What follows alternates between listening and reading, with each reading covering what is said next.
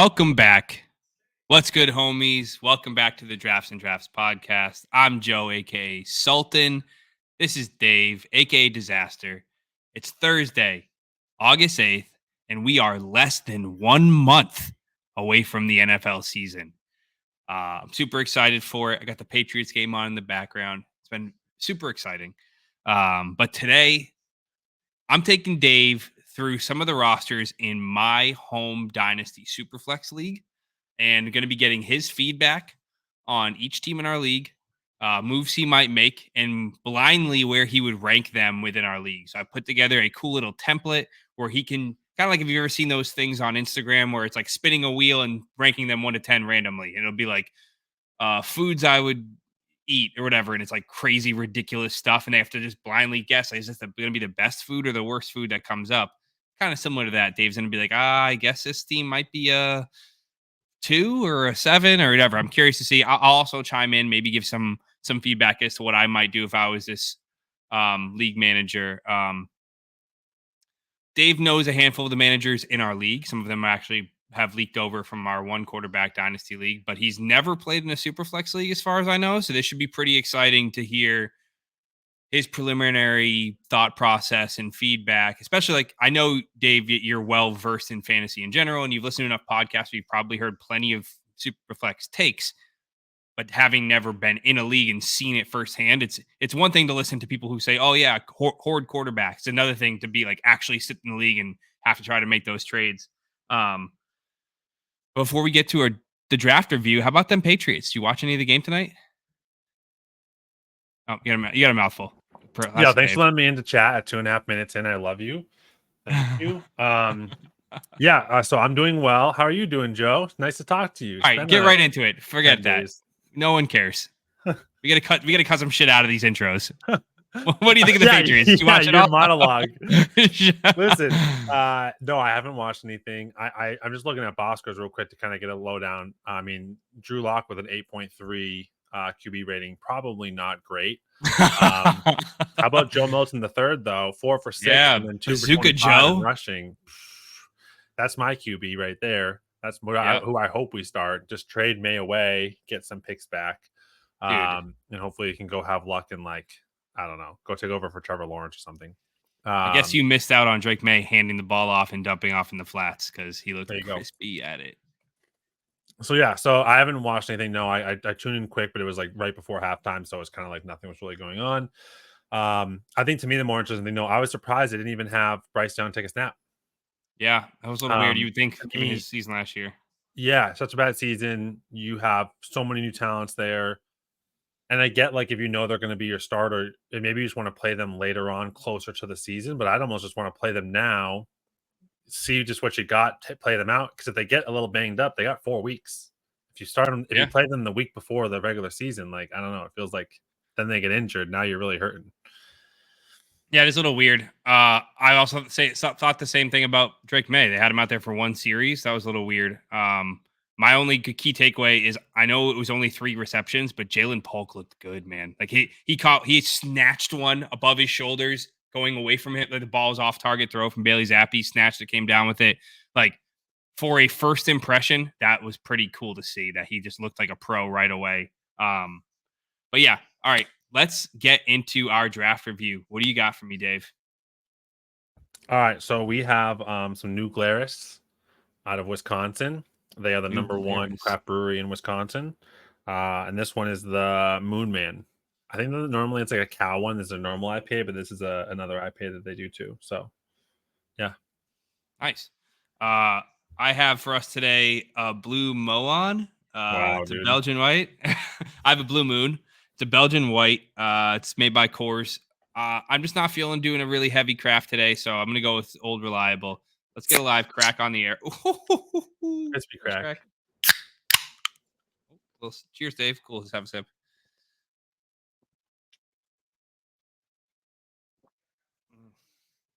What do you got? Give me a rating. You go first for once. How about that?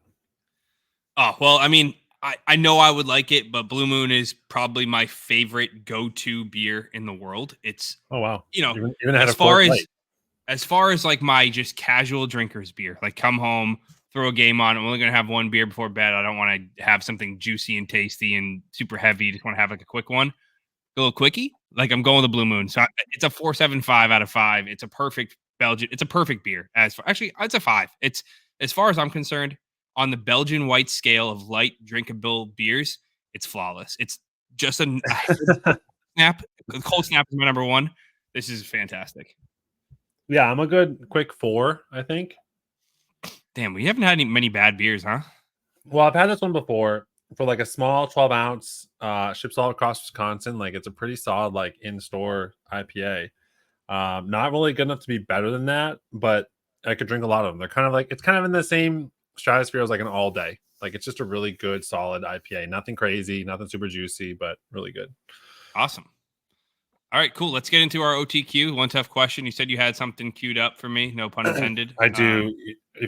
So you actually misspoke earlier. I am in a Superflex league now, so suck it.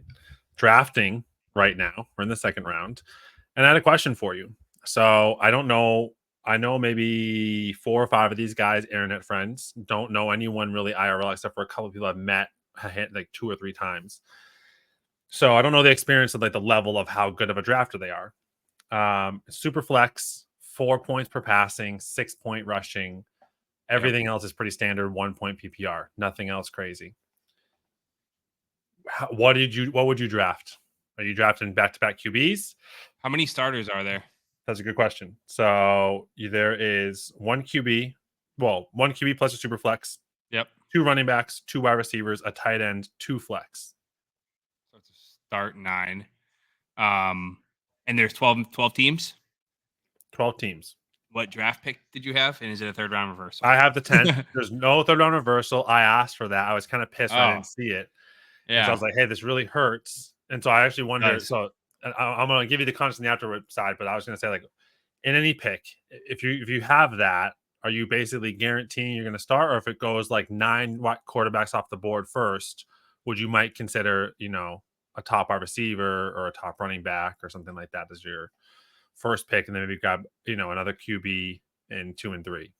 Yeah, it's a good question because, again, I'm not like a veteran of startup drafts. I've only done 2 startup Superflex drafts ever, and so, but I've seen enough of them to understand kind of the game theory behind what you want to do. And I think being at the end of the first gives you the opportunity to either be the first person to get 2 good quarterbacks. Like you can go Kyler and Love, you can go Richardson and Dak, whatever. I don't know the exact ADPs of these guys. I think you might be able to go Caleb and Richardson. Like you could be the first one to have that solidified top 12 QB in your QB2 slot, which is a huge advantage. Or you can also be the first one to get a skill position player. Like you can get Chase, Jefferson, Lamb, Bijan, whatever. You could even be the first person to get 2 skill positions. It all just becomes how much you really have faith in forecasting out those 3rd and 4th round quarterbacks. It not being a 3rd round reversal is a huge, colossal misstep by the commissioner, especially in Superflex,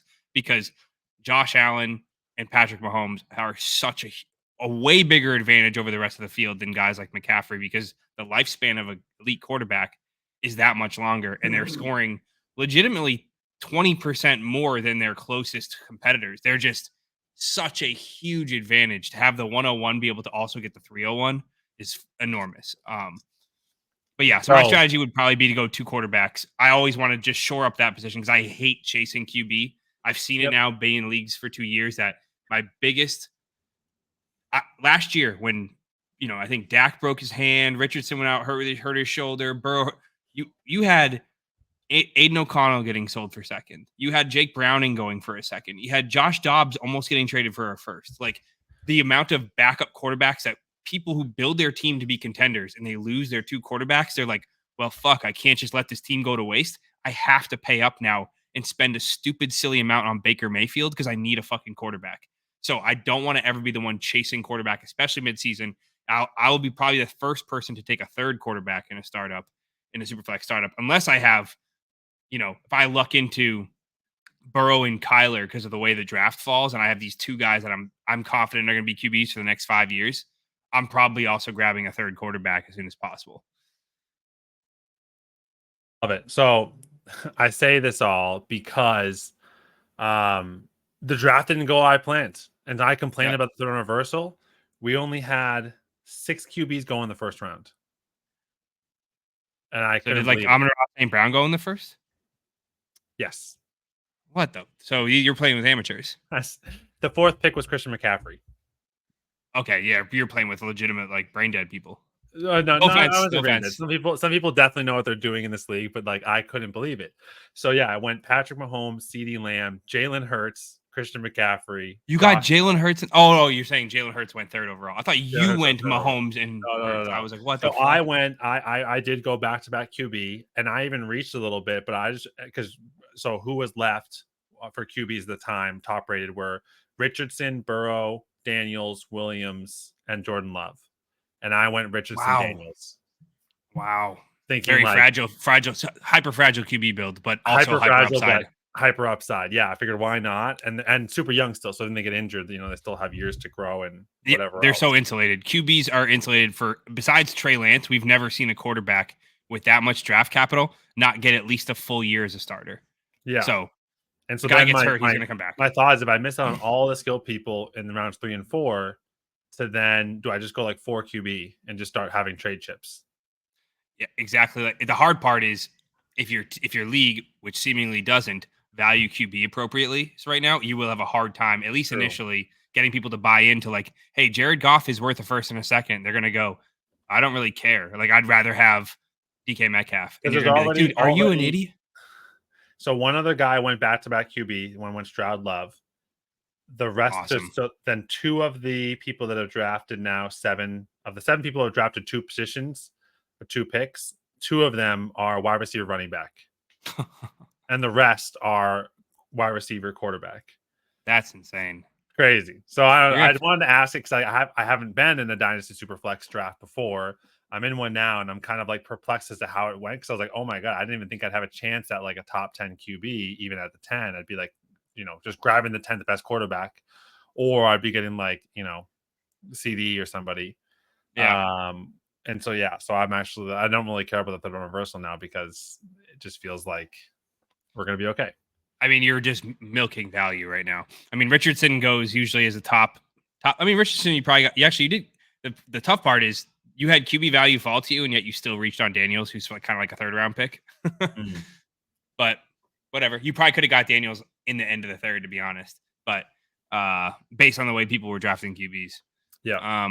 But it's okay. All right, let's move into what we're gonna do here. Is I have little screen grabs. I hope that you're gonna be able to see them because I don't know how else to do this. Where I just took photos of all the team rosters. And I'm gonna share it and just let me know if you can't see them, and I'll fix whatever. So let's see. I'll figure it out. Are we just doing starting lineup? Or are we doing like start the whole? Oh, I'm showing you everything. So here's our first team. Okay. I'm gonna read it for people who are at home. We have I should go through this. The format of our league is a 12-team Superflex. Start 9 plus a defense, but I'm not going to include. I didn't include defenses in this because it doesn't matter. So it's 12-team Superflex. Start 9, 3 wide receivers, half-point PPR, and a half-point tight end premium. This team's already number 1. So as we're looking at it, we have, and then what I also put together. I'm going to share. How do I present?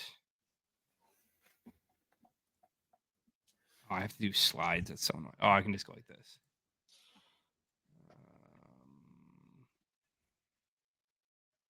Whatever, I'll figure it out after.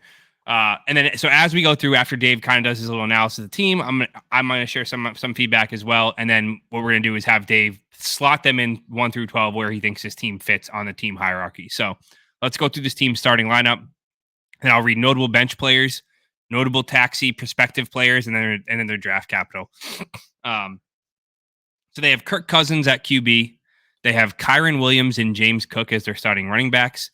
They have Tyreek Hill, Chris Olave, and DK Metcalf as their starting wide receivers. He's got Dalton Kincaid as his starting tight end, Alvin Kamara as his starting running back, and Jaden Daniels as his super flex. On his bench, his notable players are Bryce Young, Aaron Rodgers, Roshan Johnson, Zach Charbonnet, Jahan Dotson, Traylon Burks, Quentin Johnston, Those are notable players. The trifecta of dog shit wide receivers who we all have hope for. He's got Michael Penix in his taxi slot and Javon Baker as well. But when you get to his draft capital, this is where he's lacking. The only 2025 pick he has is a 3rd round pick. And then in 2026, he's missing his first. I don't care. So, this is our number 1. This team is amazing. Right. Team's so great. Looking at this team. Yeah, I mean, they have. I think Bryce Young has a good chance to break out this year. They added so much to that team. He's got a nice mix of youth and age. He has youth at running back, but also has, kind of a nice mix of young, I'd say veteran, and then old. But the old people are amazing when Tyreek Hill.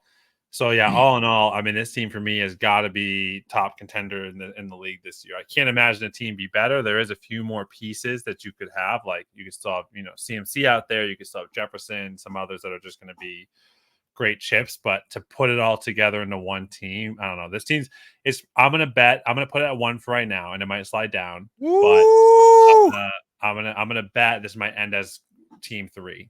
But right now it's 1. It's the only team I've seen. All right. Before you can't move. Once you pick a slot, that slot is taken. No. Yeah, that's how the game works. You have to say, shit, is it a risk for me to put this at 1? Do I truly think this is the best team in the league? That's the funny part about that exercise on Instagram. Team 3. Awesome. So but we'll do that at the end. So let's just say, Dave, right now I kick this manager out. You're transported in. Is there any move you're thinking of trying to do? Are you trying to consolidate your QB room a little bit because you have 4 QBs? Are you going to try to replenish some draft capital? Are you just saying, fuck it, I'm going to ride this season? I'm doing nothing until the season starts because I'm not worried about a single player that's starting for me right now. The only potential worry would be Kirk Cousins if he's just not healthy and something's wrong with him. So I have Aaron Rodgers and Bryce Young. So hopefully one of Kirk Cousins or Aaron Rodgers is good. And if one of them is both that, I still have Bryce Young there too. So I'm not moving anybody. I don't need depth because, again, as we talk about on other episodes, everyone's healthy right now. So no, I'm not doing anything crazy. I'm holding pat where I am. I would 100% listen to trade offers, especially if there was a chance to, at age right now, like get something for Kamara, get something for Hill, get something for Cousins or Rodgers that could then potentially make me stronger or younger. But otherwise, no, I'm not actively trying to do anything going into the season. And that's why I think they're going to be the 3rd overall best team. It's really and that's what makes it fun. I think. So it's really funny you bring that up about how you would, if you took this team over, there was nothing you would do to it, because this team is our new manager that took over this offseason, came in, and originally this team's starting lineup was Kirk Cousins, Zeke, James Conner, Justin Jefferson, Garrett Wilson, Chris Olave, Dalton Kincaid, Zach Charbonnet, and that's it. And Aaron Rodgers. And he traded Garrett Wilson and a first away for DK and Jaden Daniels, traded away JJ for Kyron Williams and a first, flipped that first for Bryce Young, flipped another first for Michael Penix. This guy's been wheeling and dealing. I'm so impressed. I do think his team is a little fragile in a sense that he's got quite a few guys who are older and injury prone comes with age. I would be a little bit worried about Kamara, Tyreek Hill, Kirk, and Rodgers. Not saying they're like prone to injury, but just being like, man, if one of those guys gets hurt, there is no recouping value on them. If like you said, if Jaden Daniels gets hurt, gets a concussion, he misses half the season, it's not like he's just going to 0. If Kirk Cousins misses half the year, he's going to 0 probably because Michael Penix is going to take over. Granted, he has Penix, which is cool. If Alvin Kamara has a high ankle sprain midseason, you're getting nothing for him in the offseason. He's going to fall down to where Eckler is right now, which is like early 3rd, late 2nd value, like whatever in Superflex. That's my only worry. And I'm just playing devil's advocate. I think this team is awesome. I agree with a lot of your rankings. I'm not going to give you indication one way or the other as to if your ranking is close or not based on what I think. Because again, this is totally, that's the fun part, is without you seeing the rest of the league, it's tough for you to really get a barometer for if this is good or bad or in the middle of the pack. Do we have 3 tanking teams? I should also tell you that our draft lottery is done as a combination of both least max points for. allocates 55% of your lottery balls, and then the consolation bracket allocates the other 45% of the lottery balls. So if you're ever thinking here saying, hey, trade away guys, just improve your least max points for, keep in mind that it can only get you at most a 25% chance at the 101. You have to still win the lottery bracket to get the most you can ever have is about 50% chance at 101. So that's our first team. I'm going to stop sharing. Let's present I'm going to present the.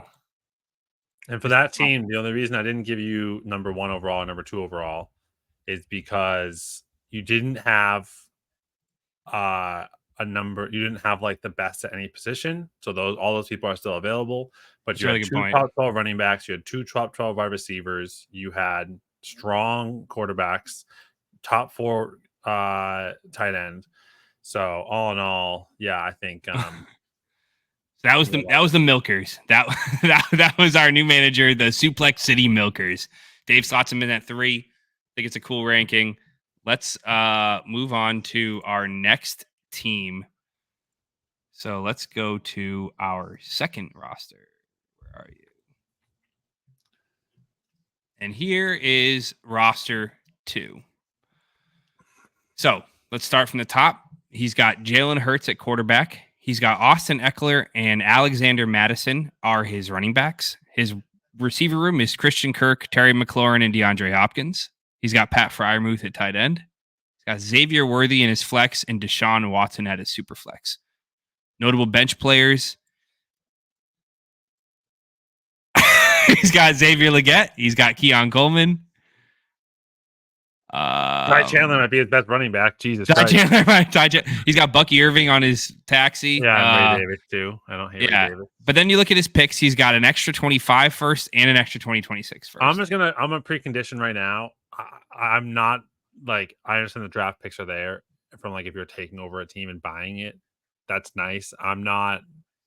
I'm ranking for like how I think you're going to finish this season. Yeah. Okay. That's good to know. Dave's ranking for power rankings this season, but I think for you to give like your feedback or guidance, knowing their picks will be important to say, man, 100%. Now that I've seen these picks, I would do this. Or I'm assuming they own one of those, that one of those is their first round pick. They do own their own first, their own 2 firsts, and they do own somebody else's 2 firsts. So what do you think? You see that? Oh, they have Isaiah Likely too. You see this roster. You commented on Ty Chandler being possibly their best running back, which is it sounds like a joke, but it could be true. Serious. No, this team's awful. This has to be close to the worst team in the league. The only shining star here is Jalen Hurts. Everything else is kind of hot garbage. And I like Terry McLaurin. I don't hate Eckler as much as everyone else does either. I don't hate Christian Kirk either. There's just nothing great about anyone on this team except for Jalen Hurts. And yeah, I guess Worthy could hit. I guess Legette could hit. And so there's some potential things there. Yeah, I agree. Ray Davis could take over like Becky. Like I think this team in 2 years could be top 3, top 4, depending on picks and depending if their current young people end up becoming good. A lot of ifs. But yeah, this season, this has got to be 11. If you're taking this team over, what's the first thing you're kicking the tires on trying to do? Are you waiting until the season starts? Or are you trying to make some moves before we get out there? I'm trying to make moves right now. I don't have it. So I would wait for Eckler to be good. I'd sell the shit out of him. I'd probably sell Freiermuth because I think he's going to start out hot too. I would any one of my team that has any 2 good weeks, I'm selling them. Yeah, I'd sell Hopkins in a heartbeat. I'd sell McLaurin in a heartbeat. Kirk in a heartbeat. Freiermuth, probably young guys. Yeah, Worthy, Legette. I'd only trade them if there was like a super good value, and I didn't believe they were going to continue on. So like if I'm not a true believer in Legette per se. And he had a good first 4 weeks. All right, sell him. Or like if Worthy, you don't think Worthy's actually going to maintain, it's going to be Rashee Rice if he was getting suspended or something like that. Examples like that.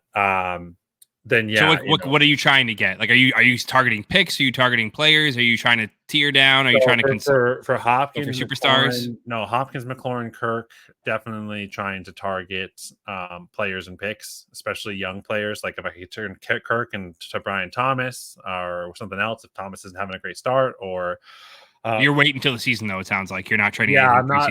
I don't think any of these guys have value right now other than Jalen Hurts, and that might be someone I would sell. It's just then you need 2 quarterbacks because you don't have a quarterback otherwise.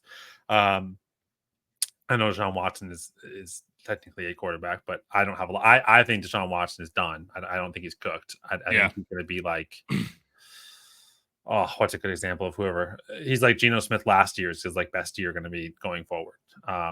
And so yeah, I don't see not a lot of bright spots. And so to me, I'm basically the best way to put it. Anytime I can get good value, I'm taking it for any of these players right now with the picks I already have. The question is, how much do you want to stage gate it out to have for next year or the year after? I'd probably get a ton for next year, almost too many, and then start selling it out.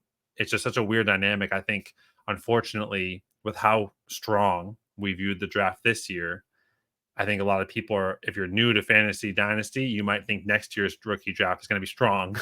Again, where you're like excited about guys all the way until like the early fourth, which I'm going to bet Yeah. it's not like that because in prior seasons, maybe it's just because we've gotten more into it and whatever, that we knew a lot more players, but it just genuinely did feel like a lot of the other players actually were going to be starters or pending starters or like close second stringers on their teams all the way through the third round, which I just feel like is rare. Oh yeah, no, we knew about Marv, Caleb, and Drake May for a full calendar year before the 2023 college season even started. Right. We knew about Bijan, Gibbs, Zach Evans. That's funny now. We knew about those three a full calendar year before that season started. There's not a single player in the 2025 class that we are like, this guy is a fucking monster superstar. Of course, there's some good guys in there. I think like Ollie Gordon and Quinshon Judkins, but like, again, they're running backs. They're not Yeah. they're not Superflex gold. And Right. they're not the caliber of prospects Bijan, Marv, and Caleb were. Right. It's just a way we should be. I mean, obviously, Daniels came out of nowhere. Players come out of nowhere. But the 25 class seems pretty weak in comparison to the last 2 years. And that's my concern for this team is they're going to be rebuilding it in a year where like you're going to get, or almost even like the couple of years prior, like where you might get the Right. JSNs and the Quentin Johnsons and stuff like that. That like, hey, initially going into it, everyone's super excited about, but then they didn't perform last year. Now you're sitting this year like, shit, if they don't perform this year, that was a total waste and it's gone. Right. Or the 22 class where the best quarterback was Kenny Pickett. Like that's in Superflex, that's such a huge.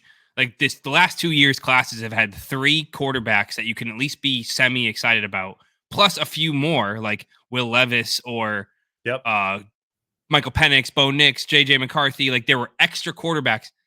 2022 class was Kenny Pickett, and that's it. Wasn't Jordan Love in that?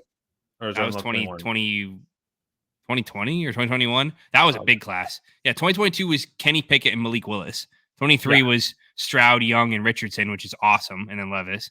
And 24 was obviously Caleb, May, Daniels, JJM, all those guys. So I think you're spot on. That's my biggest concern is that this team is just going to rebuild into a potentially bad year. But even ignoring that, it's just, are they going to be savvy enough to wiggle around all the things that they're going to have to attack? And there's the downside is here too. There isn't a single proven young asset other than Hurts. So that's also your greatest trade chip, right? And so now you have to have some of these young guys hit to have value. Otherwise, you're really going to be in trouble. Like if Leggett and Worthy don't hit, or Ray Davis and Irving don't hit, now you really don't have a lot of value where you're going to get a ton of stuff. And it's just, I don't know how much you're going to pay in Superflex to get the Christian Kirks, the Terry McLaurins, the Hopkins, even if they have a good season, you need somebody. I don't know. So anyways, team 11, let's move on to the next one. Yeah. So I guess my quick guidance, I agree with everything you said. I would be a bit more proactive, even though, like you said, everybody's teams in our league are probably feeling pretty healthy and safe right now. No one needs a wide receiver. No one needs Christian Kirk or Terry McLaurin right now. So you're going to get more value for them on October 1st than you are on August 8th, because inevitably, and my bet on that too is the other thing is if you move pieces now, I don't think all of them are going to hit. I would bet in that starting lineup though, 2 or 3 get hot. And I would want to make sure I still have those 2 or 3 people when they're hot to sell them high to get as much as I can. And that's the risk you're running right now is like, if you moved McLaurin and Eckler and they end up being the best pieces, or maybe Kirk and Eckler are the best pieces that are performing for your team and they're already gone and you sold them for like normal value, well, then you just fucked yourself because you have no one else really that people really want and are willing to pay a premium for. So Yeah, my only worry is that because it's least max points for, you kind of don't want point scorers on your team. First, you want to just get rid of them as soon as possible so you can shed points and lower your But you points said it's for. still a lottery ball. Yeah. So But at the same time, like you said, I think this team doesn't have much to worry about in terms of putting up too many points. Right. Well, and that point too is like you still need to then be able to score a lot of points next season. So you have to have someone on your roster. And that's the key piece is like, I think since if it was no lottery ball, then maybe I'm selling a little bit more aggressively. But since there is a lottery ball, I'm like, I'd rather just be in the bottom 3 and hope I get the thing I want than like have no assets. Yeah. The only thing is you run the risk of these guys getting hurt midseason and having no value. Like Hopkins already hurt right now. You probably can't even get him for a third. Sure. You probably can't get more than a third for him at most. Sure. Like Terry right now is probably worth in Superflex early to mid second. Same with Kirk. But if they get hurt, they go down with a hamstring for 6 weeks. You're getting nothing midseason. But all right, I appreciate it. Let's I hate that I can't just switch over to this. Let's just go back to our ranking screen. Dave has that was our East Dillon Giraffes. That's Craig from Craig Cup. I don't know if you remember me telling you about that. He's a friend of Garrett. He's been in the league for a couple of years now. He was in my baseball league. I think he's a good man. He started off the initial startup of our season. He started off 11-0 or 13-0, finished 13-1, and then lost in the first round of the playoffs. Or whatever, the second round after the bye. That's why he's 11. I should have put him 12. Yep. Fucking Craig. All right, let's get to the next team. Roster number 3. All right. We have here at quarterback, Josh Allen. Running backs are Travis Etienne and Ken Walker. Wide receivers are Rashee Rice, Rome Odunze, Ladd McConkey. Tight end is Dalton Schultz. Flex is Devin Singletary, and his super flex spot is Brock Purdy. On his bench, his notable bench players are Derek Carr as his QB3, which is solid. He's got Brian Thomas Jr. on his bench. He's got Hollywood Brown on his bench. Got Gabe Davis on his bench. Michael Mayer in his taxi. He's got Luke Musgrave in his taxi. Jermaine Burton, Jalen Wright. And then going into next year, this player has his entire suite of picks, all of his picks in 26 and all of his picks in 27. So pretty stock team, pretty stock lineup. I have a feeling you're going to like this one. I'm curious, what's your gut instincts? You're looking at this team. I don't love this team. There's a lot of question marks. And so there's a lot of young guys. They must have had every pick. Or they must have had 10 picks in this last draft, which is awesome. And they got some good players. The challenge is, right, like their running backs suck. I mean, Etienne, fine, is good. Ken Walker should be decent. But like you're starting Singletary in your flex, which probably isn't really going to be there. But I think his running backs are strong. You think his running backs are strong? Yeah, I think he's got 2 RB1s. I think they're both top 12 running backs. I don't think Ken Walker's a top 12 running back. In half PPR? Maybe. Yes, agreed. Ken Walker was 19 last year. Yeah, I'm not thinking he's true. top 12. But anyways, and again, ETN had a terrible finish to his campaign. Is that going to maintain, or is that going to be restarted and fixed? Because he was, I think, running back like 20 in his last like 7 weeks or something like that. The season, yeah, he definitely slowed down. Terrible.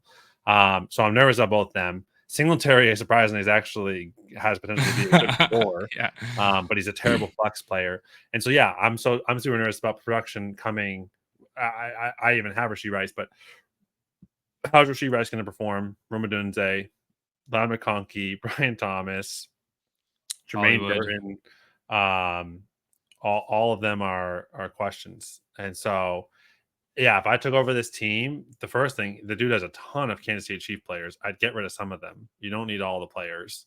I would probably try to scale into somebody. Like I would try to take.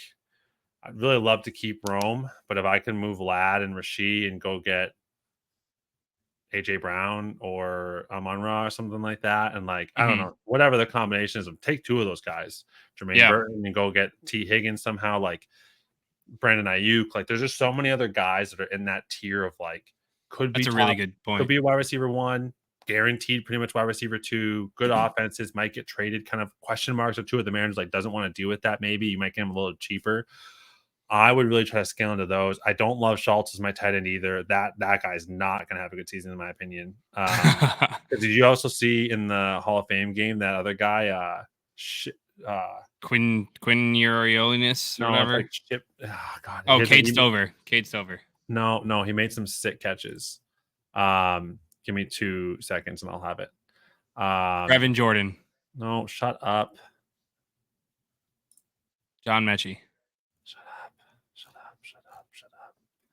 It is. It's like Quatoriano. No, it's not, dude. Stop. He just played a game. Xavier Hutchinson. I hate you. I'm just naming guys I can think of. His name is Ben Skoranek. Oh, Skoranek. Yep. Don't worry. He had 2 or 3 awesome catches in the Hall of Fame game. That like he might just take over for Schultz at some point too. Is he a tight end now? I think he is a tight end. Yeah. Oh, I'm pretty sure he's always been a tight end. No, he's a receiver on the Rams. Oh, he is a receiver. Then maybe not. But they did draft Cade Stover, and they have had Brevin Jordan, who was an athletic freak of a tight end, and that guy Quatoriano caught a touchdown. So, yeah, Skoranek's not a tight end. You're right. Anyways, so I don't know. I just think if Skoranek even looks good, there's just another mouth to feed in the wide receiver room. I don't know. I just feel like the Texans, Dalton Schultz isn't getting the ball. And so, yeah, if it's me, I'm trying to upgrade the tight end. You have so many young, promising pieces. If youth is as valid as it is in Superflex as it is in other dynasty leagues, parse those together, go get you something that's going to improve and give you at least a top 12 player. Like ETN projects to be a top 12 running back. I think he's still being drafted top 12 in redraft right now. So like, fine, you don't necessarily have to go adjust that area. But yeah, I would love to bolster, at least in the wide receiver room, to get a top 12 guy. And Rome maybe can be it one day in like 2 or 3 seasons, but you're now still dragging out. And is the rest of your team going to make it there? Probably. Your team is very young. So I do like it. Like glancing initially, this team is like team 8 or 9. Like there's a lot of to me, this is your team. This is a worse version of your team in my league last season, where it's all young. You're like, yeah, they're not going to be that competitive. You weren't the first 6 weeks of the season, but then you came hot and you won the league last year. This team could be exactly that. This team could get hot. The only thing they're missing is they don't really have a young running back potential other than Jalen Wright, which I think like is going to require some serious injuries to, make him impactful for this season. Like I don't think CH or Khalil are going to do anything in the running back room. But you don't necessarily need that. But the thing is, he doesn't really have studs anywhere else. The only stud he has is Josh Allen. So I'm going to guess this is Palmer's team, and I'm going to put it like team 9. Yeah, how did you know this is Palmer's team? Because of Josh Allen? JFA, Josh fucking Allen. Oh, yeah. So this is Palmer's team. This is one of 3 teams in our league that have never made playoffs since they've been in the league. But I think this year he made some savvy deals, including he traded his CMC away for ETN and a first at the trade deadline this past year. He traded away, and that first became Brian Thomas. He traded away CJ Stroud straight up for Josh Allen. He traded away, I can't remember. Wow. He's made a few savvy trades that worked out. Are you 4-6 or are you 6-6? Is what? Are you 4-6 or 6-6 for touchdowns? It's 4-point pass, 6-point rushing. Wow. I'm surprised they did that. Yeah, I know. So I think, again, we're done with this team. This is the Taconic Tacobeaters. I think he's got that nucleus of 5 awesome receivers that are like of different varying skill sets and abilities and life cycles. And like you have Rome, who's projects to be like a future dog. You have Ladd and Rashee Rice, who project to be at worst like wide receiver 2s, have wide upside of being high level wide receiver 2s, at worst like wide receiver 2-3s. You have Brian Thomas Jr., who is like the ultimate, could be a top 15 receiver, could be Gabe Davis. You know what else gave him away? Those Palmers too. He has all his picks. If you're a guy, you don't have all your picks. I don't care what the situation is. Even if you're like tanking, you still don't have all your picks at some point. So, yeah, I mean, last year he went into the draft with 3 firsts, a couple seconds. And like you said, he left with 10 picks. Yeah, Ladd, Rome, and Brian Thomas Jr. were his firsts. and he took like Burton and Wright in the second or whatever. I don't remember exactly what he did. Next team, we got to keep moving. We're yeah, we only have one more team, so we're gonna get done in 45 minutes. So Wait, let me we're only go. doing 4 teams? Yeah. Oh, they're doing the whole thing. No, Dude. I only prepped 4 teams. Sorry. Oh, let's go. Okay, never mind. Then I was rushing through it thinking that we're gonna do all 12. I was like, we gotta go. Sorry. Wow. So this is you had them at 9th. This is the Taconic Tacobeaters. There are 9th. Dave slots them in at 9th. I think it's a very fair rating. I mean, I could do more, but I'll have to just pull them up on the website, and you're going to see the team name and all that stuff, and maybe the username, and I don't want you to get spoiled by that. I mean, I'm gonna rate the team. All right. Next week, I'll do the other 8 in the next episode. I'm a professional. Maybe let's get to 6 at least. Okay. We're only 40 minutes in. All right. The last one I have prepped is Team 4. So let's go through this team's. At the top, we have Jared Goff at quarterback. Aaron Jones and Zamir White are his running backs. He's got CeeDee Lamb, Jamar Chase, and Justin Jefferson at his wide receivers. He's got Evan Ingram as his tight end, Chase Brown in the flex, and Daniel Jones in his Superflex. Notable bench players, he's got Christian Watson. I guess you could say maybe Antonio Gibson's a notable bench player. Will Shipley in the flex. I mean, in the taxi. And then he doesn't have his first next year. And that's the only pick he's missing. All right. What's your gut reaction? This team is just why. Why. Yeah, this team, I'm going to be honest, team's kind of garbage. Like, I don't think you could have ever told me that you're going to have a team with CD, Jamar, and Jefferson, and I'm not going to rank them in the top 3.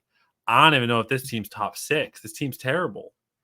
You really need Aaron Jones and Zamir White to be good to be even decent of a season. Without them, I don't know. Because Jefferson, I mean, CD might even hold out this year. Jefferson's QB, you don't know. I will say, of all the elites, Jefferson didn't have as elite of a season as you would hope him to have with a bad QB. He was still decent, though. And then Jamar Chase, assuming Burrow's back, fine, healthy, great. But, like, if it's Chase Brown or who was the other guy we talked about on the bench? Christian Watson. Yeah, Christian Watson or Chase Brown on your flex, you literally can't handle a bye week. This team's terrible. The very first thing I would do if I took it over, I would sell one of those 3, if not 2 of them. I don't even know what you'd get for them, but I would at least sell 1 or 2 of them. Yeah, that's an interesting strategy. Sorry, I'm trying to prep another team for you, but no, it's okay. I feel like but I would just say, I feel like you have to, and here's the reasons why. Daniel Jones is probably going to be garbage. He's probably going to be like Aiden O'Connell last year, throwing it to Devontae Adams is what Daniel Jones is going to be, throwing it to Malik Neighbors. That's all Daniel Jones is going to do. Maybe he'll get a little bit of rushing, but he did 2 seasons ago. We'll see if he can do it this season, but I'm not holding my breath. You literally can't cover a bye on your QB. You can't cover a bye for your flex other than either Chase Brown or Christian Watson, or everyone in Philadelphia gets hurt and it's Will Shipley. Or there's a nuke that goes off in San Francisco and Isaac Guerendo's at home because they let him work for that practice squad, and he comes in to fucking save your league. There's nothing else good in this team. It's like this guy just decided I need every top wide receiver and nothing else matters. And that maybe is a little too harsh, but like Jared Goff's not projected even top 16. Daniel Jones not even projected top 30. Aaron Jones is an anomaly. Zamir White is like, if he hits, he could be running back like 14. Otherwise, he's going to be like running back 24 to 26. Yeah, you're hoping on Gibson. I genuinely don't know how his team gets this bad. Like, I don't even scroll down. Here's the thing. I know a lot about fantasy football. I haven't heard of some of these people on this bench. Like Cheyenne Vackie. Yeah. Like, I mean, John Mechie, I know who he is, but like barely. Josh Wiley. You don't know who Josh Wiley is? It's just and Jared Wiley. He's got all the Wileys. Davis Allen. I do not know Davis Allen. I'll be honest about that. Well, I also don't know Jordan Travis. So yeah, I just like that's that you have to do that. There's nothing else you can do. I genuinely don't know what other situation is going to be. I mean, this team might be the worst team in the whole league. All right, where are you putting them? Because they have a floor. Right. What's available right now? What I put 10, and I think I put Palmer 9, or did I go 10 and 8? I went 11. Okay, perfect. They're 10. All right, Beantown Patriots. This is Sleepy Greg's team. I think you might have met him at our golf outing, Greg Dwyer. Yeah, dude, Sleepy Greg's fucking. Yeah, he's sleeping on wheels. He's he's definitely into it. He's just kind of lackadaisical and kind of is one of those guys who's like, he's the only manager who didn't show up to our startup draft. So he auto drafted his startup draft because he had a softball game. I think this team, like you said, it's super top heavy, ton of firepower in the wide receiver room. He's going to have a huge floor because of those three. But like you said, he doesn't have the firepower to withstand any injuries to any of his players, and might not even be able to make it through bye weeks, occasionally having to start guys like Antonio Gibson. But then again, like we've seen crazier things happen. Gibson could become some awesome running back, whatever. Things could happen, but there's no stability to that team. No. And that's the thing. I to your point, I definitely could see them make the playoffs. I'm not banking on it, but I can see it. All right, awesome. Do you want me to take you through from the actual website? It's going to be a little bit less user-friendly. It's clunky, but I can take you through some more teams on there. Sure. Send it. All right. Let's go through and present my screen. Let's present the screen. Okay. I don't know if you can see this. Can you see this okay? Mm-hmm. All right. So we're going through our next team here. We got quarterback. We got Pat Mahomes. We got running backs. We got Saquon Barkley and Jahmyr Gibbs. Receivers, we have Garrett Wilson, Nico Collins, and Drake London. At flex, we have Kyle Pitts. At tight end, we have Kyle Pitts. Flex, we have Devon A-Chain. Quarterback, we have Kyler Murray. On the bench, we've got Drake May, Marvin Harrison, Rico Dowdle, good call. Jackson Smith and Jigba, Jonathan Brooks, Keaton Mitchell, Jalen Polk, Demario Douglas. This next year. This is your team, clearly. Without a doubt. Maybe. Without a doubt, this is your team. Really good team. I mean, there's not a lot of major gaps. You'd actually be a really good trade partner for the last team to try to help in some way, shape, or form. I've been trying to get CeeDee Lamb for 2 fucking years from him. Well, I don't know if you want to see Lamb anymore, but yeah, I would go get somebody. But yeah, I think I don't know if I'd rate you 1. You're 1 or 2, probably. Barkley, Gibbs, keep going down again. Kyle Pitts, A-Chain, Murray, and you still have who's your other? And you still have Drake May or Brissett. One of the two. I have May and Brissett, or this team has May and Brissett, and they have. Marvin Harrison on your bench too. Yeah. This team's fine. This team's great. And Jonathan Brooks is the only other running back. I guess Rico Dowdle. Yeah, and then you also have Polk on the taxi. On taxi. Polk and Pop are on taxi. Yeah. With a ton of firsts coming up too. Yep. 3 firsts. Sheesh. Yeah, that team's fire then. I mean, this team, if I was to rank the actual team with the draft stuff right now, easily this is the number 1 overall team. I'm going to put you 2 because I just don't know what else is out there. But because I think, let me think. I still haven't seen Amon-Ra. I still haven't seen Laporta, Kelsey, Christian McCaffrey, Brees. Mm-hmm. There's still a lot of really good players I haven't seen that if there are a couple of them on the same team, they're going to have to be higher than you. So I'll put you 2 for now, but I might regret it. Yep. This is the Kanto Krakens. This is my team. I'm obviously proud of the team I built, blah, blah, blah, blah, blah. I do think there are some holes. I think I'm I don't necessarily have that uber elite receiver. I don't have one in the top 6. I think I have what you think should have 3 or 4 guys that could ascend there between Marv, Garrett Wilson, Drake London, Nico. Somebody could ascend there, but I don't have one of those top 4 you just named. I don't have AJ Brown, Puka, Tyreek Hill. Like, I'm missing that 18, 20 point, half point per game superstar. Obviously my running back room is fine. My quarterbacks are fine. My tight ends, I guess Pitts is an unknown, and that could be a point of fragility too. If Pitts really just can't figure it out and has nothing to do with his quarterback play, he could be a guy that's, and Theo Johnson's my only real backup at tight end right now, or I guess Tucker Kraft. Like, it's not really much to stand on. I might need to be making a move, and it's weird because I only have firsts.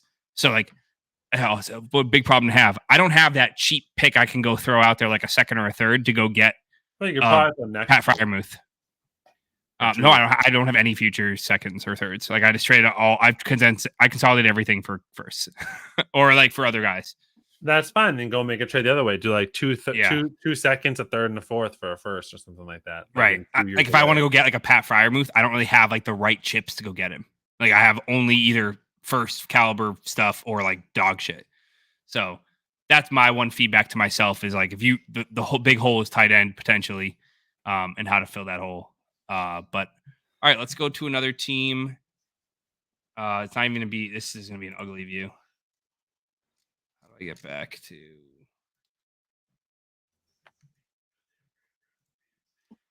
Let's go with the.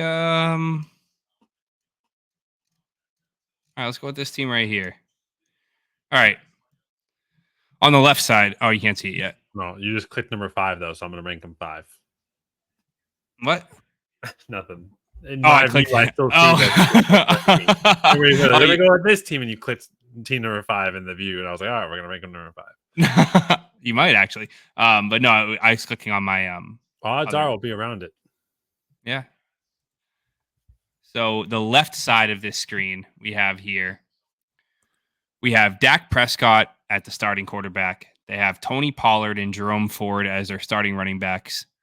They have Devontae Adams, Jalen Waddle, and Keenan Allen are their starting wide receivers. They have Travis Kelce at tight end, George Pickens at flex, Caleb Williams at Superflex.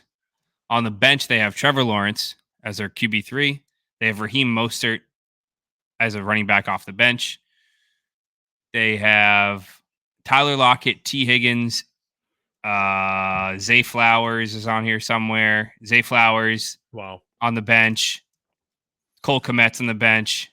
They got some decent players on the bench. I can't pull up their picks, but it doesn't sound like you really care about seeing their picks. So, I think this manager has a first and second next year. They have no other running backs other than Jermaine Ford and Jerome Ford, Tony Pollard, and Raheem Mostert are his only notable running back. I guess Elijah Mitchell. Holy cow. Really good team other than that. Old team. Very old team. Yeah, Pollard, Devontae, Keenan, Kelce, Dak. They're all over 30. Tyler Lockett. Yeah. So, okay, you're stepping in. They still have some young pieces that are like viable, but there's no, so I feel like they probably trade away all their shit to try to go all in last year. Interesting team. I don't know. I think, man, that running back room's terrible. Like, you might not even have a second starter. I guess Raheem Mostert probably. Jerome Ford's not going to be their starter. It's going to be Raheem Mostert for sure, unless Chubb is actually out for the first few weeks. But then if Chubb's in, it's going to be Mostert, which isn't that bad in my head actually. So I'm going to say Dak, Mostert, Pollard. Who else? It's Adams, Allen, Pickens is on the bench. Jalen Waddle. Pickens is in his flex. He's got Zay Flowers on his bench and Tyler Lockett and T. Higgins on his bench. He's got a pretty strong wide receiver room. Yeah. So first thing, and that's the thing. And T-Law on the bench too. I'm moving. I'm consolidating. And I'm trying to get a better running back at least. Period. Because like you don't even have a top. Probably not even top 20 running back. I'm not saying like I was going to say top 18. I'm like maybe it's worse than that. And they definitely don't have, in my opinion, a top 18 running back. I mean, granted, I guess if Chubb's out, Mostert was technically their RB2 last year. But if Chubb's out, then Ford could be a top 12 even. So yeah, But with this depth everywhere else, I feel like they could contend without even having good like. Yeah, I don't know. I mean, So you were about to start talking. Sorry. What would you do then with those? You have the 6 really good riders, 7 really good receivers. What I'm doing is I'm trying to scroll down a little bit. I'm trying to Scott, my main starting wide receivers. I want them to be Pickens. these are your Waddle. favorite. These are your starting 3 right now. No, I know, Pickens. but I want to end. So scroll down. Okay. I want He's got Pickens, Waddle, Pickens, Waddle, Zay Flowers is on here. and T. Higgins. No, I want Pickens, Waddle, Flowers, T. Higgins. as my 3 starters. And then I would love to consolidate some way to move off of Devontae Adams, Keenan Allen, and maybe I'd move off of one of those plus one of those other guys. And so maybe it looks like it's Devontae Adams, Jalen Waddle, Pickens is my 3, Higgins is my flex. Fine, but you just have too many old people here. Like literally, Keenan Allen, Devontae Adams, Travis Kelce could all fall off a cliff tomorrow. And Tyler Lockett too. Tyler Lockett, Raheem Mostert could all fall off a cliff as well. That they're just all gone. Now, literally half your team is just useless. So it's almost the same way we viewed the first team that I rated. What I rate them. Oh, also you can't see he's got Brock Bowers on his taxi. Okay. I wish I could see taxi. That's annoying. Yeah. So Brock Bowers is interesting there too. Yeah, maybe it's even a way to move off Kelce too. I don't know. I think you're so close to actually try to win this season. You'd almost just have to go all in on that, and then that means consolidating some way to get a better running back, and that's all you probably need to really like compete to be in the top. I'd probably put them around 6 for this season, maybe closer to 5. Let me just go through the starting lineup again. It's Adams, Pickens, Waddle, Allen. Who's their main QB? Dak, Caleb, and Trevor Lawrence on the bench. And then Pollard. I mean, the running back. Yeah, Ford and I don't care. You have to get a new running back. You have no business even. You're just not going to win the league without at least one better running back piece. I'm just convinced of it because I don't think Pollard's going to lead his team. I think it's going to be Spears and points. Jermaine Ford is not going to be leading his team. It's going to be in Chubb at some point. Maybe they're splitting, but they're not again top 18 guy. Raheem Mostert could do it. It's fine, but there's a lot of questions mark there with also Jalen right there now too. Like too much stock into just bets. Just consolidate something. Get that one guy that like even go get like a mid guy. Go get Pacheco or Cook. Even if you have to go get like a if you realize one's breaking out, go get a Chase Brown, go get a Zamir White, go get even Trevor Tajay. Like go consolidate, get the other side of it. Get Tony Pollard. Oh, it's smart. Yeah. Whatever. I don't know. There's a lot of things you can do. You have a lot of pieces. I would go do that. And I'd say your team's probably like the 6th or 5th best team. What would you think if I told you not only has this team never made playoffs in our first 2 seasons, but they also came in last place last season and had to do a last place punishment?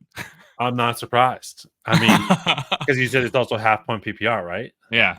Yeah. So what would you say if I told you that team is Dan's team? I believe it. That All right. So forces of nature. And you said you had them at the 6th spot. Yeah, I don't know how the math works out with the half point PPR as to how much the stronger that really makes running backs comparatively. I think it's better, but not that crazy. So yeah, I'm gonna say.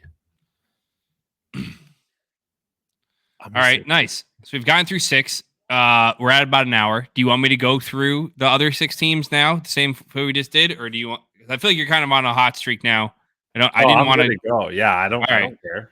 All right, let's go back to the other side of that matchup then. I hate the way I have to do this like this. We can just click on the other screen. All right, other side of this matchup, we have Joe Burrow at QB.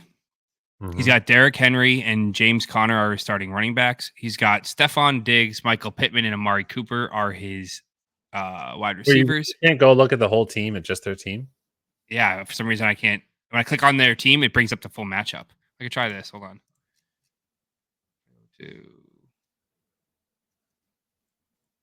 Oh, nice. There we go. Okay, this is way better.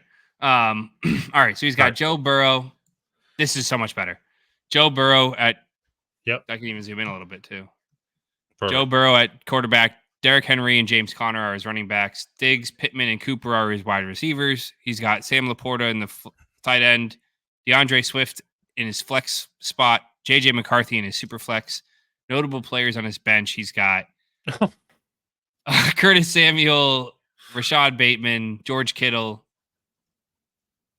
Jalen McMillan, and no first next year. Oh my God. Got a decent lineup, but I'm curious to hear what you think after seeing some of the lineups in the league now. It's like, doesn't this make it? Don't like this has to be like a fringe miss the playoff team. Laporta sounds great. Pittman doesn't sound terrible. Like with Diggs and Cooper, so many question marks. Mm-hmm. Connor, like this is the team that is just like it's old, and if they can do it, they can do it. But you just don't know because half the people on the team switch teams, and then I just so many question marks. I'm so out on this team. I wouldn't want it. I wouldn't want it. Well, I didn't go down. I mean, you got JJ McCarthy. JJ McCarthy might even be the starter the first week.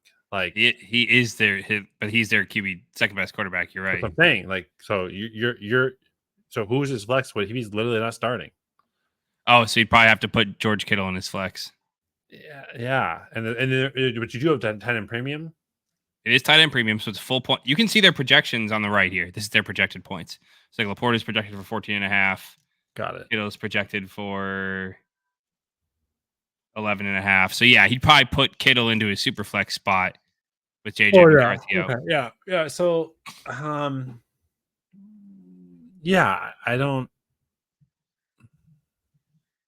don't know. Such a weird team. Like it's a weird team to have no first round pick, no depth, no youth, and like no one great. The only great person they have is Laporta and Burrow. Yeah. Burrow, Joey B. Yeah. So no, I'm.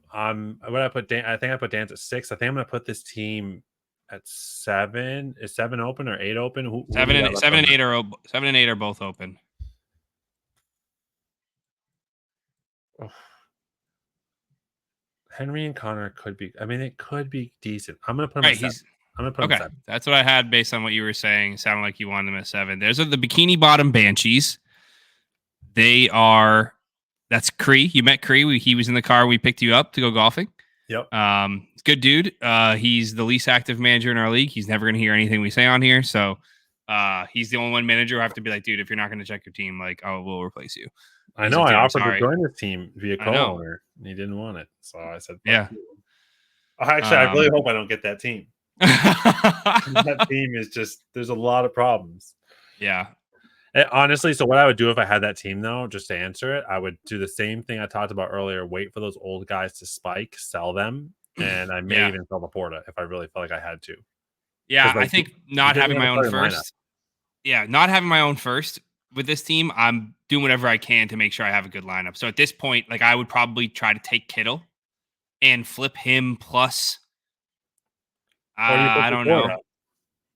Yeah, maybe you have to break Laporta up. I think I would try to do Kittle. I'd kind of break Laporta and Burrow up. Yeah. And I let them go, get some youth, get some picks, and then try to win in the draft from there. Because I'm trying to win this season if I don't have my own pick, though. And then if your old guys start doing well, I would just sell them to teams that just need them and try to get other picks. And hopefully, like almost like your team who has other teams' picks, get the team picks that aren't that great. Hopefully, they're a top 6 pick, and then. I have this team's pick, by the way. You know, if his, I'm saying like to try to go get some. Yeah. And I sorry, you may not want to do that too. But anyways, yeah, I would. That's what I would do. Yep. Yeah. If I'm him, I'm trying to flip Kittle and go get another quarterback because as much as I thought JJ McCarthy was going to start the season, it's starting to look more and more like it's Sam Darnold, and I want to compete right away. So I'm going to be willing to sell Kittle for like a Baker Mayfield type if I can, or like a Geno Smith. Like do whatever I can to get a quarterback I know is going to play, and let JJ McCarthy stew on the bench. And maybe by the time my bye weeks hit, JJ McCarthy's starting. All right, let's go to our next team. we have I think it's the 8th team we're getting to right now. They have an interesting team for sure. They have Baker Mayfield at quarterback. They have Christian McCaffrey and Jonathan Taylor are their running backs. They got Debo Samuel, Mike Evans, and Tank Dell are their starting receivers. Trey McBride at tight end. Isaiah Pacheco at flex. This guy Russell only Wilson. like guys wearing red jerseys. Is that a Republican? Is this Max? That's so funny. And he's got Russell Wilson. Let's ride at Superflex. Notable bench players. He's got Justin Fields and his I almost said running back. That's funny as shit. He's got Justin Fields and Gardner Minshew are his QB3s and 4. He's got Jaleel McLaughlin, Blake Corum, Chuba Hubbard, Jacoby Myers, Jameson Williams, Jordan Addison, Cade Otton. Still has all of his picks next year and the year after. So he's got some flexibility with his team because he still has all his picks. Interesting team. He's got Dallas Goedert on the bench. What are you thinking when you look at this team? Really good team. Like a lot of potential this season. From what I've seen, he'd be right behind your team, I think, of like how they can perform this season. Especially with their flex being Pacheco. I just go back to the bench for a second. Like, what other options are there? I don't love their quarterbacks. He's got Jordan Addison, Wilson, just Gardner Minshew, and just Justin Fields. So okay, and then you have Jaleel is the other running back. Okay, what other Jaleel, Corum, Hubbard? He doesn't really have a spectacular running back options yet. No. I think they are all potential. For receivers, he's got Jordan Addison, Jacoby Myers, and Jameson Williams, but I think we're all hopeful for. Yeah, those are decent. These decent. Yeah, I honestly, I don't feel that bad. I think this team's pretty damn good. Yeah. I'm trying to think of if I would change anything. You have a nice mixture of age and youth across the board, so I think they're doing really good with having all their picks. It looks like too. Like, I'd love a better quarterback. Like at least someone projecting in the top 15. Right. Baker projecting for 14 points is kind of pathetic. Yeah. Yeah, it is. I don't know. I think that's the biggest thing I would go and do is if you could somehow flip into like this team is the thing that struggles. I struggle with this team. This team has a lot of potential, but they don't seem like they put enough in it to make it to win. So like they just need to. There's nothing terrible about the team. That's the biggest weakness is their QBs and maybe running back depth. But Pacheco could flex in and out. They had a better right. It could be Addison in there too. That's fine. So like right. Honestly, go get a QB. Spend some of your picks. Go throw 2 firsts out there and go get. I don't know what 2 firsts get you. Probably not a Stroud. Probably like a Jordan Love, maybe. You know the perfect trade partner is trade with Dan. Dan has Dak, Caleb, and Trevor Lawrence, 3 good starting quarterbacks, presumably. But he needs a running back. Johnny's got Jonathan Taylor, Christian McCaffrey, and Isaiah Pacheco. Go turn Isaiah Pacheco and a first into Dak, or Jonathan Taylor and a first into Caleb. Honestly, you could probably trade Dan. If it's Dan, no offense, Dan, you could probably trade him. You could probably trade Dan Baker Mayfield in a first, and he'd do it for fucking Dak or someone like that. You might. Like that's what I'm saying. You're right. I think this team, this is Johnny Burke's team. This is the Skull Island Kongs, and I think he's admittedly, I think he's a little wishy-washy here. Like I think he needs to he's standing in both lanes. He's trying to keep some picks in future and youth, while also keeping on the table and decide you're going to go for it or you're not. And I think the other weakness he has here too, he has in his starting lineup, he's got 2 Bucks, 2 49ers. Is that the only repeats? They all look the same, but yeah, I'm trying to make sure that is right. And so, yeah, I don't mind this. Evans and Baker is fine by me. But yeah, having Debo and CMCs and McCaffrey Debo is fine for me too. I think the other thing too, I would try to get with some of the people he has and all the picks you have too. Like, I would love to flip. You probably can't flip Evans for much right now, unfortunately. If Ayuk gets traded, I would flip Debo for as much as I could immediately, and I would just level him up if possible. And then maybe you're just such a believer in Debo that you're like, nah, fucking Debo's going to be 20 points a game. Fine. Okay, then hold on to Debo.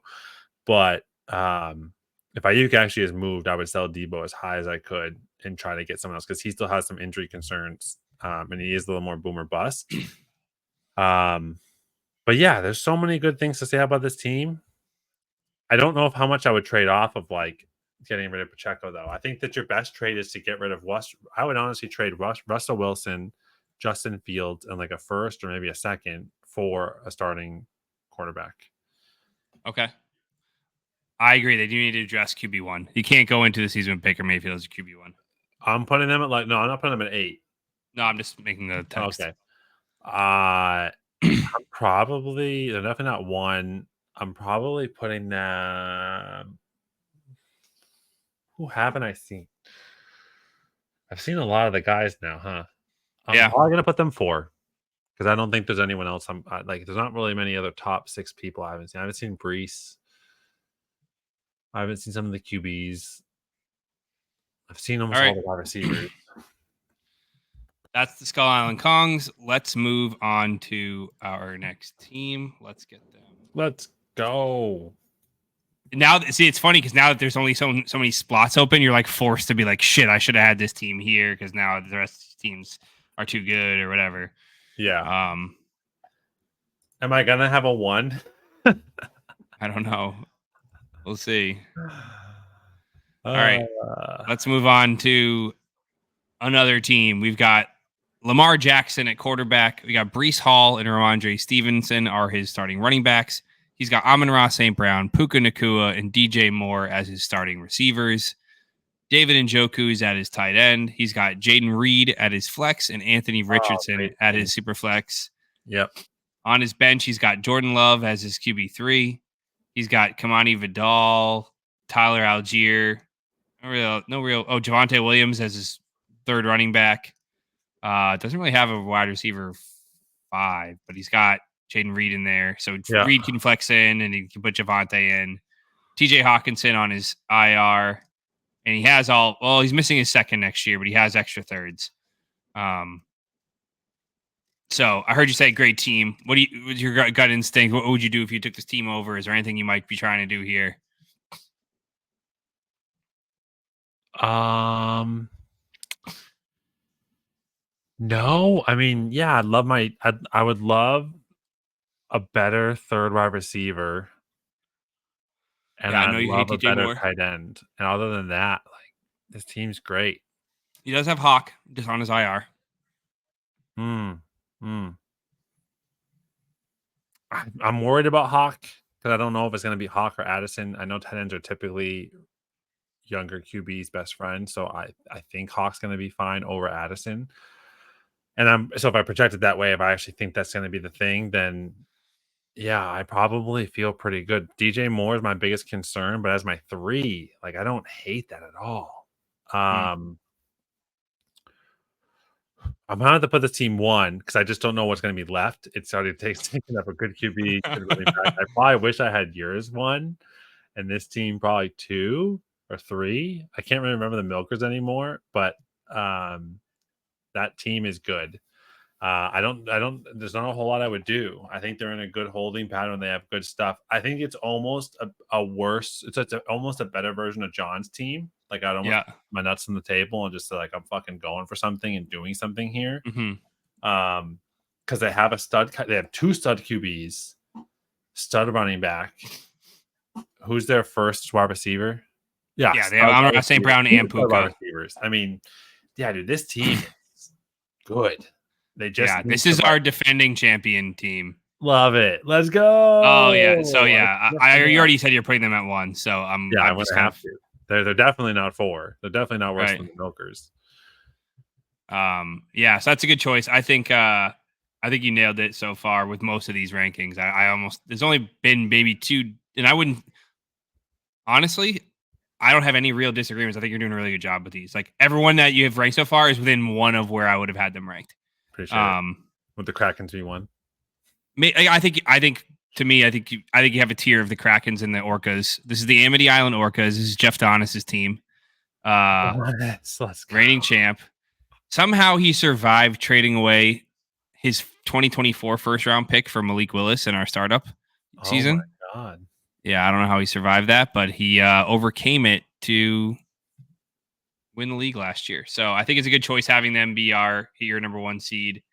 Um, this is I think you did a really good job, though. Also, like how it sorted out people coming in or not, because although I don't know, I'm gonna give myself some props. A bit pat in the back. We did all right. Yeah, I tried to keep it so it wasn't like all people you knew, but yet people you didn't know, or like I still haven't players seen you Bohm. have. I'm surprised I haven't seen Bohm's team. Yep. And I'll also say on the Bohm's team, Bohm's biggest gripe was he didn't get to draft. And well, he got to draft here. He's not top 4. So let's see what you got, Bohm. Hopefully you're that 5th seed. Yeah, maybe. Let's go on to a new team here. You got to flip it again. I know. I'm trying to get the team queued up beforehand so you don't see the username. Always trying to. Well, not that because then it would spoil one way or the other whether it was or was not some manager you knew. But all right, let's move on to the next team here. We have Justin Herbert at quarterback. They have Bijan Robinson and Josh Jacobs are their running backs. They've got AJ Brown, Chris Godwin, and Deontay Johnson are their starting receivers. Mark Andrews is at his tight end slot. Cortland Sutton is at flex. Matt Stafford at his super flex. On his bench, he's got notable players are Will Levis, Gus Edwards, Michael Wilson, Dontavian Wicks, Greg Dulcich, Ricky Pearsall, and all of his picks. He's missing his thirds over the next 2 years. That's it. So first instinct here, you're looking through their starting lineup. Yeah, they have to be put at 5. It's a good team. Again, top 3 running back, top 4 or 5 wide receiver, even in redrafts. Top 4 tight end, weakness at quarterback, and maybe some weakness in depth. But I still love Deontay Johnson. I think Chris Godwin could bounce back this year, but I don't really know. I think Josh Jacobs can be great, but I don't really know. Like, there's a lot of things there where I think like this team could pop off and be top 3, or they could have some challenges in their depth and just become, team 8. So I like this. I like this team. All their picks. Can I go to the top again? Who's their starters? Yep. Did you end up adding anything in this league for return yards? No return points. Okay. I don't know if Mims doesn't have any other value. Nope, he sucks. So yeah, I think like the rest of the team is really good. Like, you're getting older. It's just good. Yeah. It's just good. They're getting older. Again, the biggest thing they're missing is having a top 12 QB. Herbert could be, but like this sucks. Like, I genuinely don't know if they're going to be top 12. Him and Stafford, I think Herbert and Stafford are top 20. I just don't know if they're going to be top 12 or top 10. And either of them could be. It's just I wouldn't project it that way.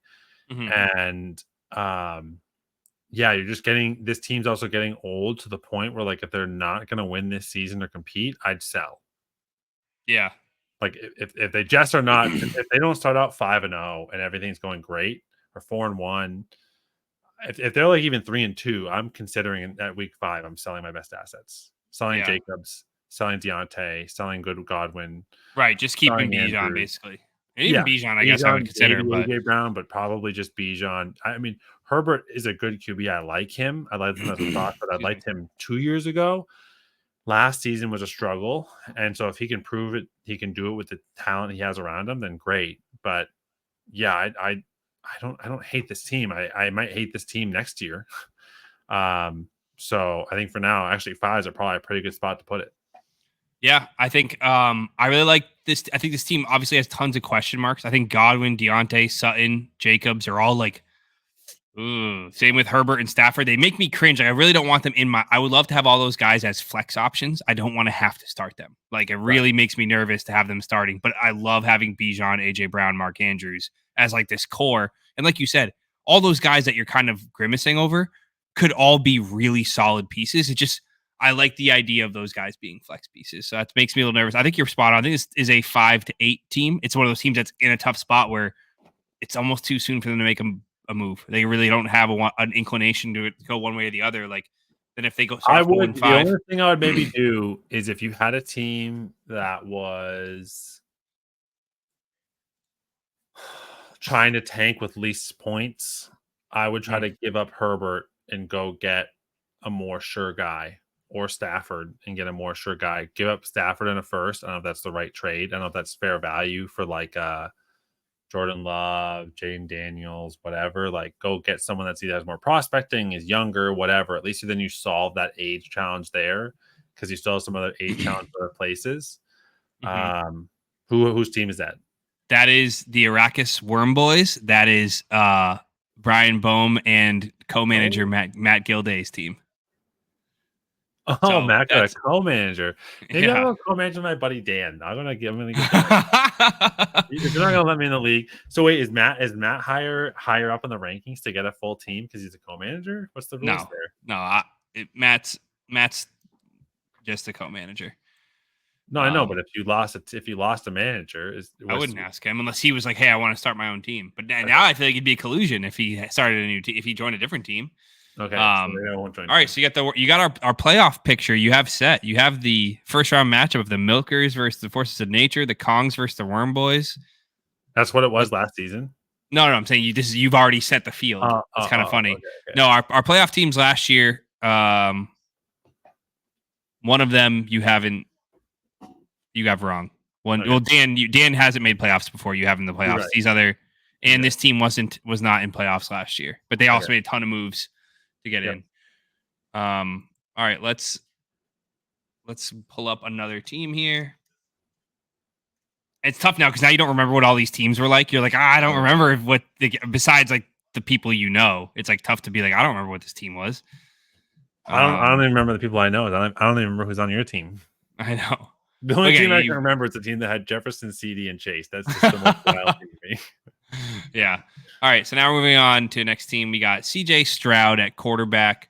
We have Rashad White and Joe Mixon at running back. They've got Devonta Smith, Calvin Ridley, and Mike Williams at wide receiver.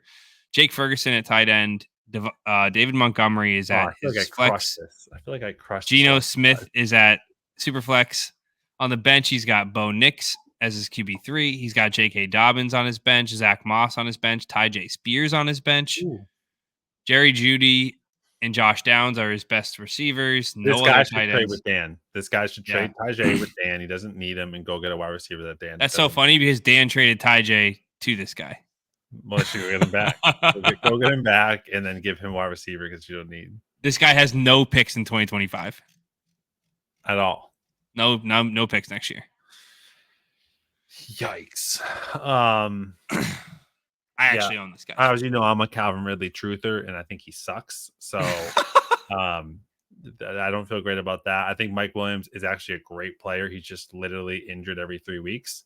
You think Mike Williams is a better player than Calvin Ridley? I do. Actually. Oh, my God. Dave, we're losing all of our credibility as we speak. Don't listen to Dave. 1v1 full health, I definitely think Mike Williams is a better wide receiver than Calvin Ridley.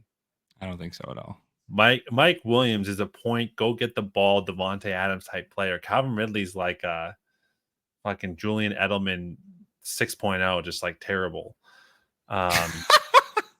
He's like. Right, so you take the team over. You're trading a running back away for a wide receiver. Like junior, senior. Oh yeah, okay. Yeah. What was your question? I said you started saying you wanted to trade away Ty J. Spears. Yeah, what are you doing? Ty J. I mean, I'm just thinking about Dan's team. He had a lot of wide receivers, I think, and if not him, there's also that team that had all the young wide receivers. I'd go talk to him and try to get rid of Ty J or Mixon or Rashad. I mean, try to get rid of Rashad White. Right, Palmer's team that had Lad McConkey and Brad Thomas. I think that young team that had all those wide receivers also had Bucky Irving. So then go give them Rashad and get some youth and receiver. And I'm pretty sure that's accurate. But this team's not bad. Good memory actually with Bucky Irving. That's wild. What? That's a good memory with Palmer having Bucky Irving. That's fucking wild. Well, I try to put certain things together as I remember. I think this team's not bad. I like it's going to be around the 8th seed. I think that's probably accurate. Same challenge from before, right? Probably a top 12 QB, maybe even top 6 if he continues to grow. You don't have a top 12 running back, but you might have 2 top 18. You don't have a top 12 wide receiver, but you might have 1 top 18. Ferguson's going to be top 10 tight end, but he's probably going to be out of the top 6. So yeah, nothing terrible. It's just, again, you don't stand for anything in this team, other than your CJ Stroud there. To have no picks next season, I'd love to see what the fuck they had. Like, they must have had the oldest fucking team ever that they had to go do all these crazy trades, or they just drafted terrible and like did bad deals. So this team did win our inaugural season. They did mortgage some of their future to go get guys like David Montgomery midseason, who was playing well. He traded away. I can't remember all the trades, but he's traded away a couple firsts along the way to guys like Dan. Just Dan at one point had like 10 firsts, and then he's since used them all to go reload and go get Travis Kelce and Devontae Adams and all those guys, Dak Prescott and whatever. But yeah, so if I had this team, I'm thinking exactly the same thing as you. I have no picks. I need to put together a lineup. I cannot have Mike Williams in my starting lineup. I cannot have Josh Downs be my best wide receiver off the bench. Like you said, I am taking Spears because he's probably the sexiest, but yet it's the least confident in scoring points for me this year player. And I'm sending him for if I go get like Christian, you know who it's perfect trade with? That first manager you put at 11th that has like Christian Kirk, DeAndre Hopkins, Terry McLaurin. I'm sending Ty J Spears to that guy for Christian Kirk and saying, I need a receiver that I can plug in that be a top 20 receiver because I want to put him in next to Ridley and Devontae, have 3 wide receiver 2s. You can take a young running back to maybe build around. It's a perfect simpatico trade. That's the type of deal I'm doing, especially because I have no picks. I can't fuck around and try to wait for shit to happen. I need to go send some of my youth to make one last push this year. And if it falls apart, go for it in 26. Because in 2026, he has his first. He can go into a rebuild that year. He has his third. He has a couple extra picks. He can then sell off those older players to rebuild that year. But this year, he's got to make a push. So this team is our 2-year ago champ, lost in the first round last year. This is the South Park Centaurs. It's crazy to me how many what's the right word? It's crazy to me how many teams like just have a bad flex player. Yeah, well, we have an extra starting spot than your league, which makes it tougher. Obviously, well, the only extra starting spot is a Superflex. Right, it's true. So like your starting lineup should be the exact same. You're just playing your bench QB. I think you're right. I think you probably saw there's a couple teams that are almost have too many good players in their bench that are taking up space. Like you said, Dan's team, he has got T. Higgins, Zay Flowers, Tyler Lockett, all those players on his bench. Brock Bowers on his bench, like almost too much. Where you're like, dude, what are you doing? Yeah, his is nuts. But yeah, there's a lot of teams like his, like Mike Williams is a starter. Period. It's crazy. Right. I like Mike Williams could be a starter, but I don't want him starting my season off. Right, 100%. All right, we have one team left. So I didn't see all that's left. I'm assuming you put him at 8, right? This is the worst. Yeah, I put him at 8 for you. Did I not show it for you? Sorry. You didn't. It's okay. So here's the list now.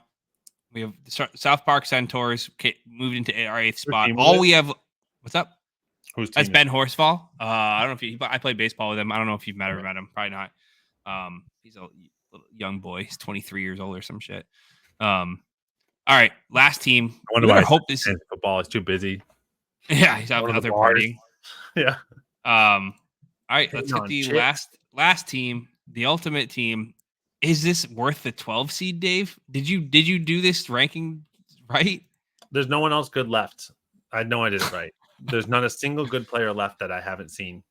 All right, let's go through this. They've got Tua Tagovailoa at their starting quarterback. They've got Najee and Brian Robinson are their starting running backs. Neighbors and Cup is not terrible. Brandon Ayuk, Malik Neighbors, and Cooper Kupp are starting receivers. Colby Parkinson is the starting tight end. Romeo Dobbs is his starting flex. Aiden O'Connell is his starting super flex. He's got Sam Darnold on his bench. He's got Trey Benson and Jalen Warren on his bench. Josh Palmer, Rashid Shaheed, Adonai Mitchell, Jatavian Sanders. He does have 2 firsts and 2 seconds next year. Yeah. Condre Miller in his taxi. Marshawn Lloyd. Yeah, this is the worst team.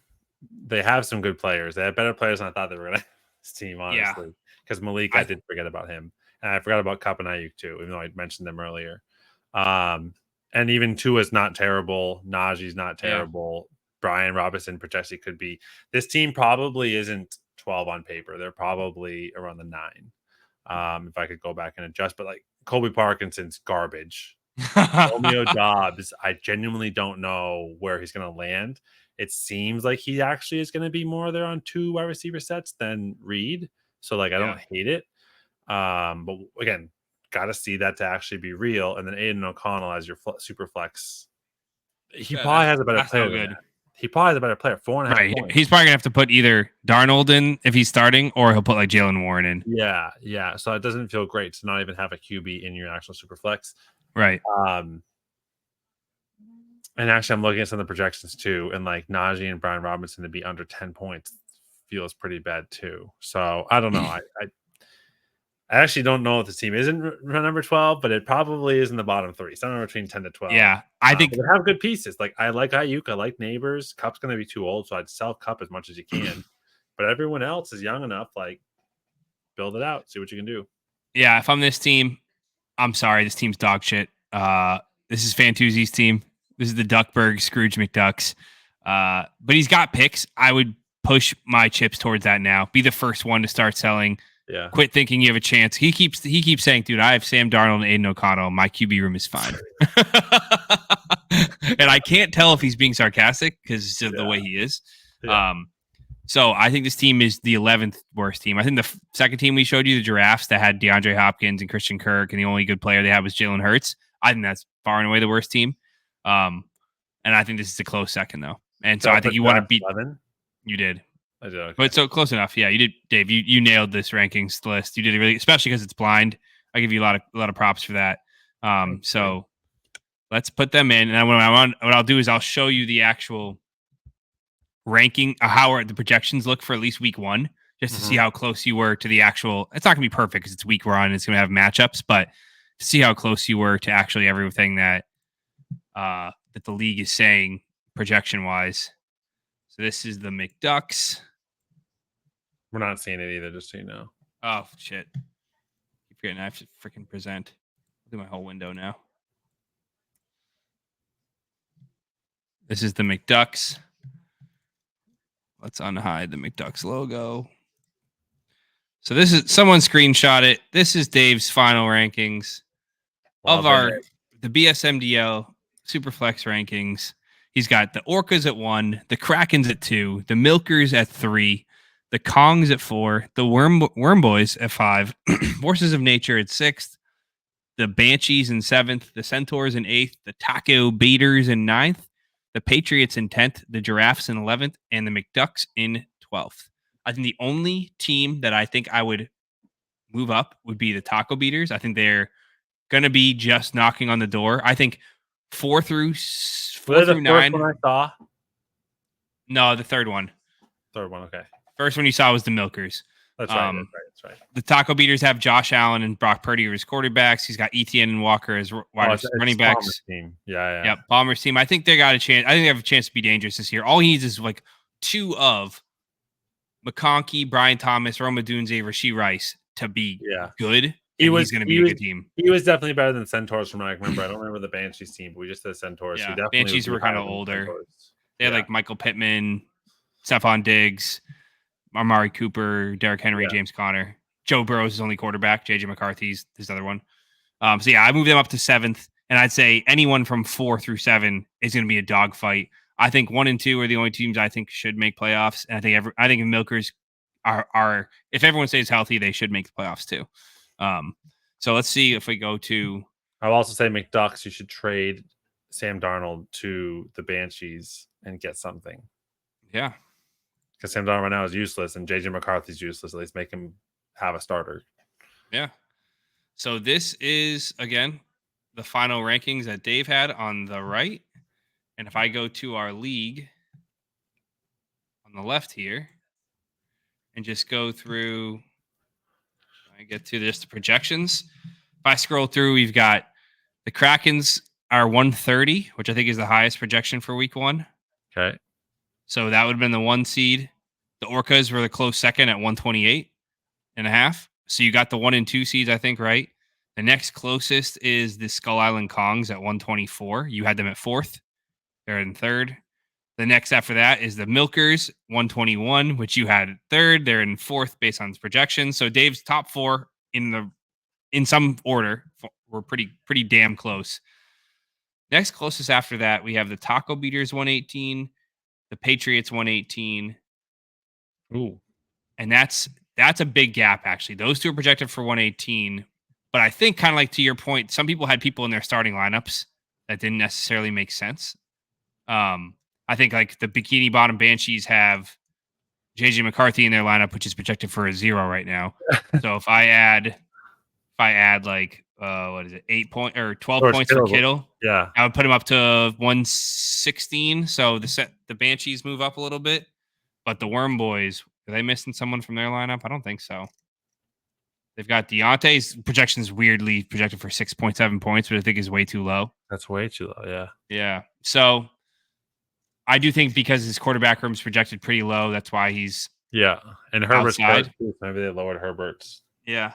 So this is where the disconnects happen. According to the first week projections, the next 3 teams should be the Tacobeaters, the Patriots, and the Banshees. Okay. The next 2 teams coming in at 8th and 9th should be the Forces of Nature and the Centaurs. So pretty close. They're the Wormbois. What's up? And the Wormbois. Sorry. The Wormbois, the Patriots, and the Forces of Nature are the next 3 for 8th, 9th, and 10th. And then I think you got the 11th and 12th spot on. Just in right now, 92 points for the McDucks in 12th, like you said, and 100 points for the Giraffes. So, wow. Again, Dave, really good job. That was a lot of fun. That was great. I hope my Superflex league, some of the managers have been clamoring for us to go through and do a blind review. Screenshotting. Here, I'm letting you know right now. If you don't have my phone number, you can ask Joe for my phone number. I would love to talk page with you. If Joe's just not going to let me in the league, he's told me at times I was the next person in case one of you bozos drop out. Now he's told me I'm like 4th on the list. So if I need to go co-manager, Dan, call me. I know that you could always use some help. Call me.